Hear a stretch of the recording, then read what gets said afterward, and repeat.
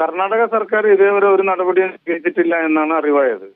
കാരണം സുപ്രീം കോടതിയുടെ ഓർഡർ വന്ന് ഒരാഴ്ച കഴിഞ്ഞിട്ട് പോലും മദനിയെ ആശുപത്രിയിലേക്ക് ഷിഫ്റ്റ് ചെയ്യാനുള്ള യാതൊരു നടപടിക്രമങ്ങളും ഇതുവരെ ചെയ്തിട്ടില്ല. അദ്ദേഹത്തിന്റെ ആരോഗ്യം അനുദിനം വഷളായിക്കൊണ്ടിരിക്കുകയാണ്.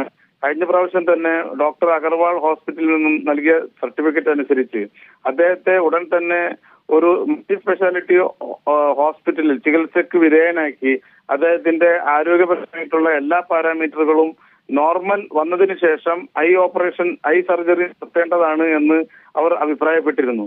എന്നിട്ട് പോലും അദ്ദേഹത്തിന്റെ ചികിത്സയ്ക്കായി കഴിഞ്ഞ പ്രാവശ്യം ഡോക്ടർ അഗർവാൾ ഹോസ്പിറ്റലിൽ ചികിത്സക്ക് ഞങ്ങളുടെ സ്വന്തം ചെലവിൽ വഹിക്കാം എന്നുള്ള ഒരു അണ്ടർസ്റ്റാൻഡിങ്ങിലായിരുന്നു അദ്ദേഹത്തിനെ ഉടനെ തന്നെ ഹോസ്പിറ്റലിലോട്ട് ഷിഫ്റ്റ് ചെയ്തത്.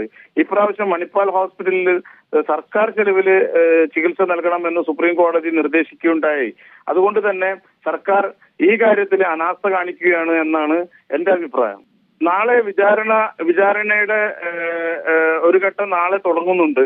വിചാരണ കോടതിയെ ഈ സുപ്രീം കോടതിയുടെ ഇത്തരം ഒരു ഉത്തരവ് ഉള്ളത് വിചാരണ കോടതിയെ ഞങ്ങൾ അറിയിക്കുന്നതാണ്.